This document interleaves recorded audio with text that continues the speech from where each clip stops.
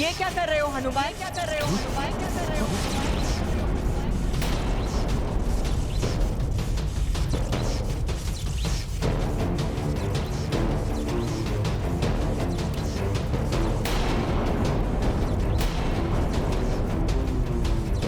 तो अब तुम छल का भी आश्रय लेने लगे हनुमान। धर्म की दुहाई देने वाला हनुमान अब चोर कंध पे उतर आया है। क्या ये अधर्म नहीं है? अधर्म नहीं है।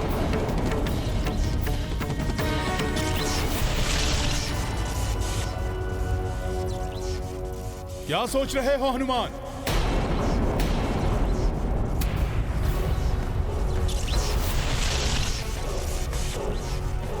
जो तुम कर रहे हो वो उचित है क्या?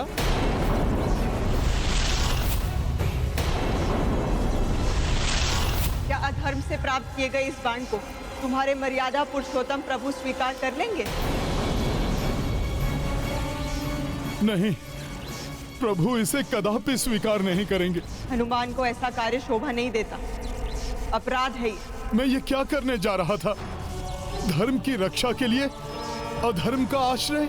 उचित तो यही होगा तुम्हारे लिए हनुमान कि अधर्म मत करो, लौट जाओ यहाँ से।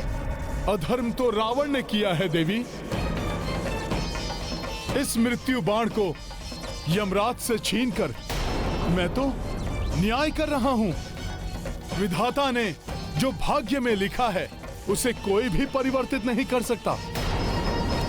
मैं भले ही चौर कर्म कर रहा हूं, किंतु ये धर्म की रक्षा के लिए है। मैं अपने किसी निजी स्वार्थ के लिए ये सब नहीं कर रहा हूं। अतः ये कदापि अधर्म नहीं है। तुम्हारे प्रयास व्यर्थ हो जाएंगे हनुमान। अधर्म का कलंक भी लग जाएगा तुम्हारे मस्तक पर। हनुमान तो असमंजस में फंस गए। इस दुविधा से निकलना होगा हनुमान को। यदि हनुमान रावण का मृत्यु बाण लेकर नहीं गए तो इस युद्ध का अंत कैसे हो पाएगा? प्रभु श्री राम के प्रयास विफल होते जाएंगे। नहीं, प्रभु श्री राम कदापि अधर्म का साथ नहीं देंगे। मुझे ये मृत्यु बाण यहीं छोड़ना होगा।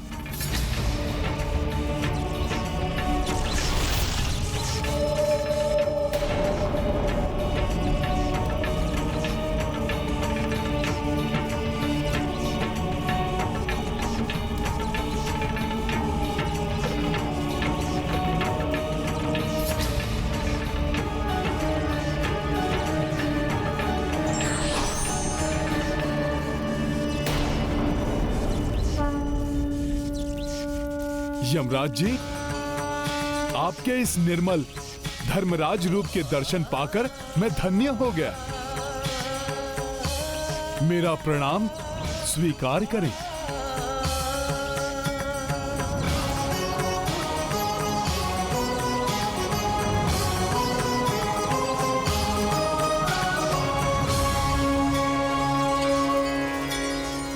हनुमान, धर्म अधर्म की दुविधा में पड़ गए हो।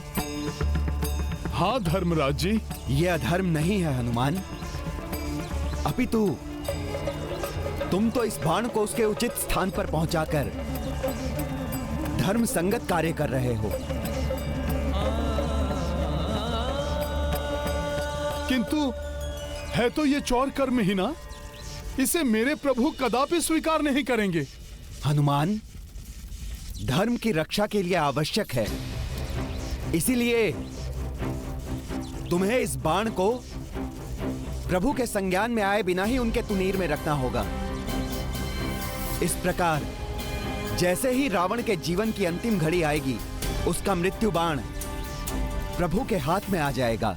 किंतु ये तो पूर्णतया धर्म के विरुद्ध होगा। प्रभु के साथ छल होगा ये। नहीं हनुमान, कोई छल नहीं, कोई धर्म के विरुद्ध कृत्य नहीं होगा ये। मैं धर्मराज तुम्हें अधर्म का कार्य करने को कैसे कह सकता हूं भला? हनुमान, अधर्म तो तब होगा जब रावण का मृत्यु काल आने पर भी प्रभु श्री राम के हाथों से मृत्यु प्राप्त नहीं हो पाएगी। किंतु धर्मराज जी, कभी कभी बड़े उद्देश्य को पूर्ण करने के लिए छोटी छोटी भूलों की अपेक्षा करनी पड़ती है। यमराज जी का कथन सत्य है, किंतु मेरे प्रभु श्री राम के लिए तो ये सर्वथा अनुचित और अधर्म ही है। क्या उनके बिना संज्ञान के ये कार्य करना अनुचित नहीं होगा? धर्मराज जी, बिना प्रभु के संज्ञान में यदि मैंने उनकी तुरंत में मृत्यु बाण रखा तो ये अधर्म और अनुचित होगा। हनुमान, अधर्म तो तब होगा जब रावण का मृत्यु काल आने पर भी प्रभु श्री राम के हाथों से मृत्यु प्राप्त नहीं हो पाएगी। किंतु धर्मराज जी, कभी कभी बड़े उद्देश्य को पूर्ण करने के लिए छोटी छोटी भूलों की अपेक्षा करनी पड़ती है। मैं तुम्हें ऐसी ही एक कथा सुनाता हूँ जिससे तुम धर्म और अधर्म की दुविधा से बाहर निकल सकोगे। एक समय उतथ्य नाम का एक युवक था।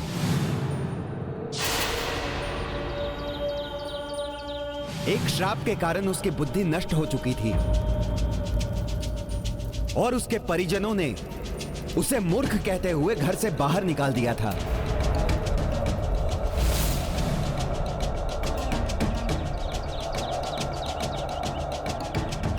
भले ही उतथ्य बुद्धिहीन है, किंतु उसमें एक बहुत ही अच्छा गुण है।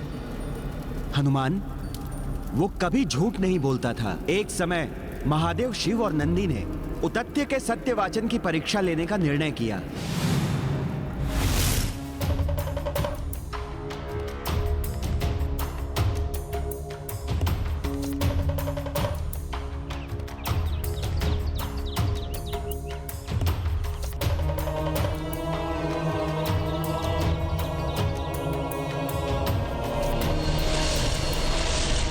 महादेव ने आखेटक का रूप धारण किया एवं नंदी हिंसक शूकर बन गए और शीघ्र ही आखेटक शिव अपना धनुष बाण लिए शूकर का पीछा करने लगे।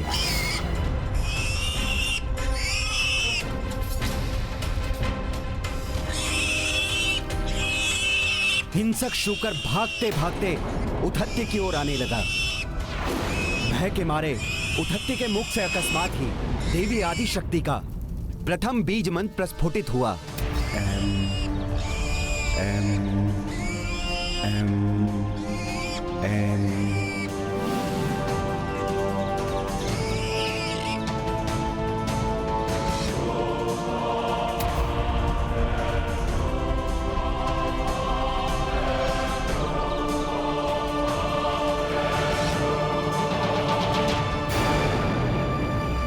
हे युवक, क्या तुमने मेरे आखेट को इस ओर आते हुए देखा है? चुप क्यों हो? बताओ। उस शूकर को आखेट करके मैं अपने परिवार के लिए आज रात के भोजन का प्रबंध कर लूंगा। तुम्हें भी इसका पुण्य मिलेगा। बताओ, कहाँ छुप गया है वो शूकर? क्या करूं मैं? सत्य बोलता हूँ तो एक जीव के प्राण की हानि होगी, और यदि असत्य बोलकर उस जीव की रक्षा करता हूँ तो असत्य वाचन का दोष लगेगा। अधर्म होगा ये। फिर क्या किया उसने? उस दुविधा से कैसे मुक्त हुआ उतथ्य? बुद्धिहीन होकर भी उसने उचित निर्णय लिया।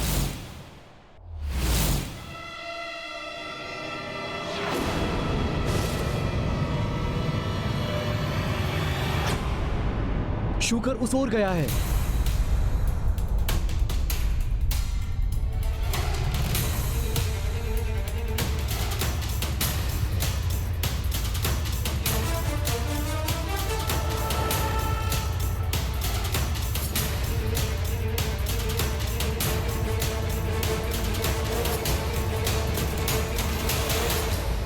उस जीव के प्राण बचाने के लिए उतथ्य ने असत्य बोला, तब तो वो अवश्य ही भोले बाबा की परीक्षा में असफल हो गया होगा। हनुमान, असत्य बोलकर भी उसने धर्म का पालन किया था। उतथ्य के झूठ बोलने से आखेटक क्रोधित हो उठा। तुमने मुझसे झूठ बोलने का दुस्साहस कैसे किया? सब तो यही कहते हैं कि तुम कभी भी असत्य वाचन नहीं करते हो। अब तुम्हें तुम्हारे दुस्साहस का दंड अवश्य मिलेगा। हाँ, मैंने असत्य बोला है, लेकिन मेरे छोटे से असत्य ने उस निर्दोष जीव के प्राण की रक्षा की है। मेरे इस छोटे से अधर्म से एक बड़ा धर्म का कार्य हुआ है। यदि आप मुझे दंड देना चाहते हैं तो मैं उसके लिए प्रस्तुत हूँ।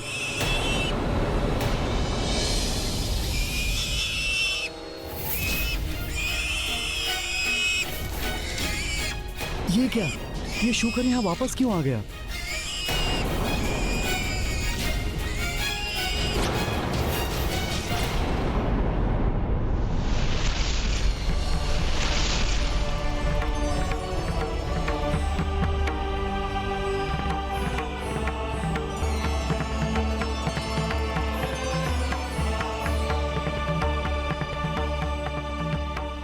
महादेव, महेश्वरी, नंदी जी, आप सबके दर्शन से इस मूर्ख उतत्ती का जीवन धन्य हो गया।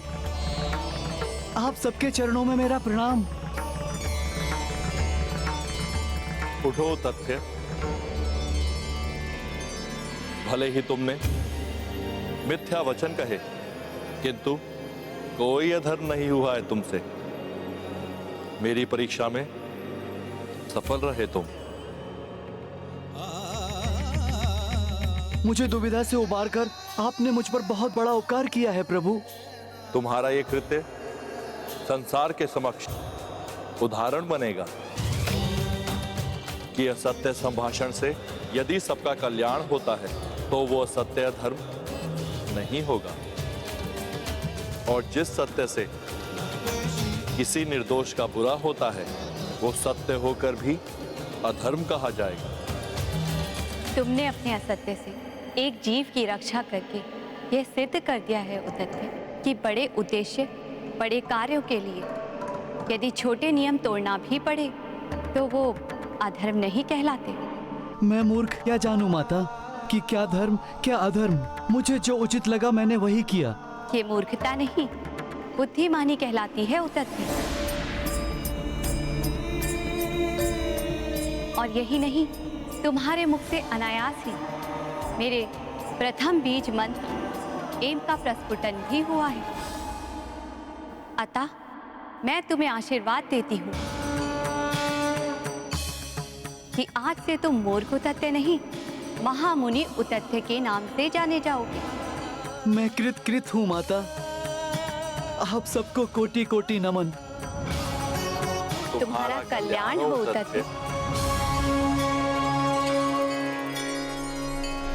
परिस्थितियों के अनुसार ही ये निश्चित होता है कि कौन सा कार्य धर्म संगत है और कौन सा अधर्म है। अर्थात इस धरती से अधर्म एवं पाप का बोझ उतारने के लिए अधर्मी रावण का अंत होना आवश्यक है, और इसके लिए यहां से मृत्यु बाण को इस प्रकार ले जाना अधर्म नहीं है। तुम्हारा कार्य पूर्णतः धर्म संगत है हनुमान, किंतु अभी भी एक दुविधा उत्पन्न हो सकती है। अब कैसी दुविधा धर्मराज जी? वो दुविधा ये है हनुमान कि प्रभु इस बाण को चलाएंगे कहां? हनुमान, रावण को ब्रह्मदेव से आशीर्वाद स्वरूप अमृत की प्राप्ति हुई है, जिसे उसने अपने नाभि स्थल में धारण किया है। उसने नाभि स्थल को इसलिए चुना क्योंकि नाभि स्थल पर वार करना युद्ध के नियमों के विपरीत है। अतः मुझे संदेह है कि प्रभु युद्ध के नियमों के विरुद्ध ये कार्य कदापि नहीं करेंगे।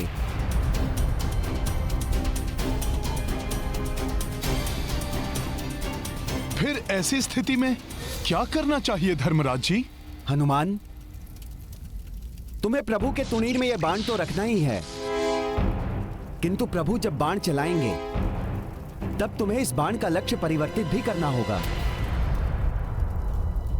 प्रभु राम के बाण की दिशा को परिवर्तित करने का वचन देना होगा तुम्हें मुझे। भविष्य में मेरे आदेश पर तुम ऐसा करोगे। मैं अंजने हनुमान आपको वचन देता हूँ कि आपकी आज्ञा के अनुसार उचित समय आने पर मैं प्रभु राम के बाण की दिशा को परिवर्तित करूंगा। बाल्यावस्था में ऋषिवर अगस्त ने भी मुझसे यही वचन लिया था।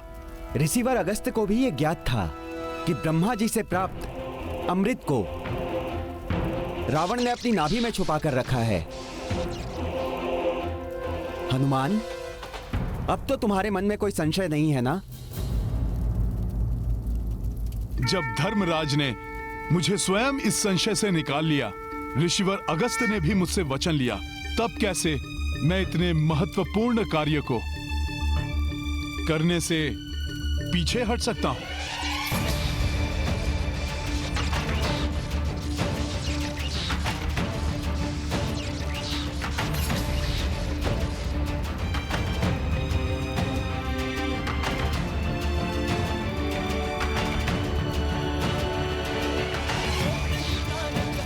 प्रभु के तुड़िर में ये बाण रखूंगा।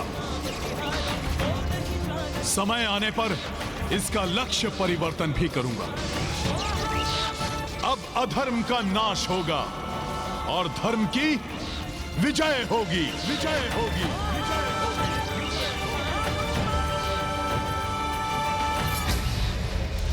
मेरे प्रभु श्री राम की विजय हो, राम की विजय हो, राम की विजय हो।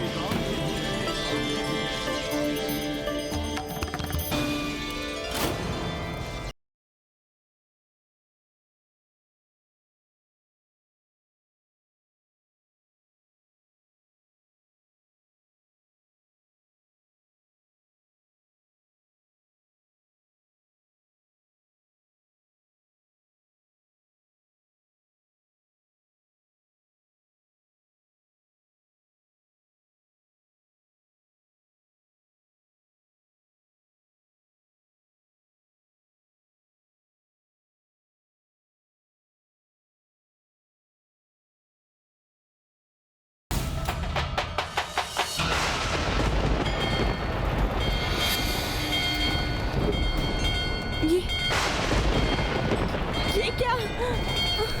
ये अकस्मात ही क्या होने लगा? कहीं ये किसी बड़े अशुभ का संकेत तो नहीं है?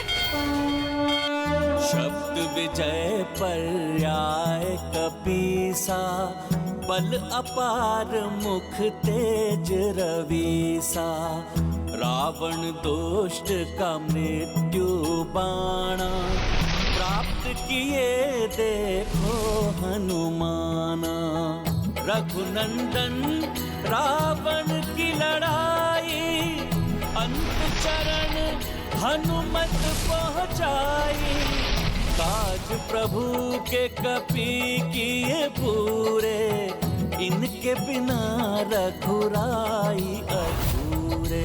हनुमत की रुचिकर लीला, राम भगत की जय जय जय रघुनंदन राम, जय जय जय महाबली हनुमान।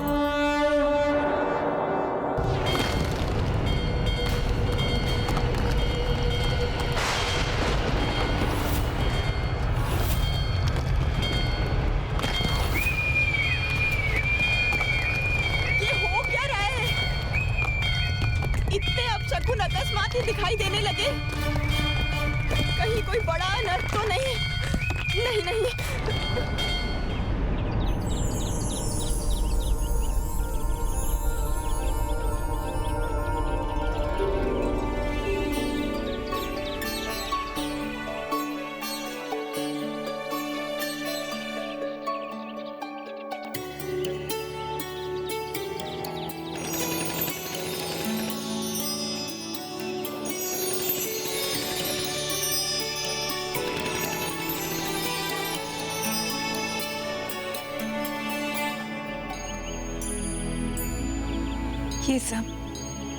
ये शुभ शकुन आज मुझे बड़े ही सुख का आभास हो रहा है।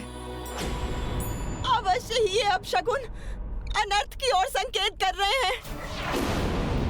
प्रभु,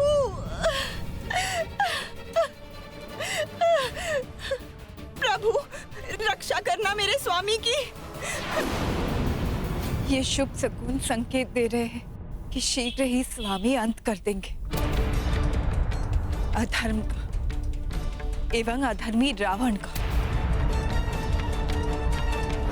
प्रभु, ये सत्य है कि मेरे स्वामी ने सदैव अधर्म का ही अनुकरण किया है, किंतु मैंने सदैव श्रेष्ठ धर्म का पालन किया है। मैं अपने धर्म की दुहाई देती हूँ प्रभु, मेरे स्वामी की रक्षा करना, मेरे सौभाग्य सिंदूर को मत उजड़ने दीजिए प्रभु। मंदोदरी, अपने सुहाग की रक्षा करना चाहती हो तो सौभाग्य की समस्त सामग्री एकत्रित करो एवं उसे किसी ऐसी सौभाग्यवती पतिव्रता स्त्री को अर्पित करो जो तुमसे या हमारे परिवार से संबंधित ना हो। कहते हैं कि यदि ऐसी पतिव्रता स्त्री सौभाग्य सामग्री को स्वीकार करके सदा सौभाग्यवती रहने का आशीष दे दे तो भाग्य का लेखा भी परिवर्तित हो जाता है। अब यही एक अंतिम उपाय शेष है, अन्यथा रावण के पापों का प्रायश्चित अब मात्र उसकी मृत्यु ही है। उनकी रक्षा के लिए मैं कुछ भी करूंगी, किंतु लंका की समस्त स्त्रियां तो विधवा हो चुकी हैं। सौभाग्यवती और हमारे परिवार की ना हो ऐसी कोई स्त्री तो शेष बची ही नहीं है लंका में। है, अभी भी एक स्त्री शेष है लंका में। कदाचित मेरे सौभाग्य से ही वो शेष बची होगी। कौन है वो? कहाँ है वो? अशोक वाटिका में, अर्थात देवी सीता।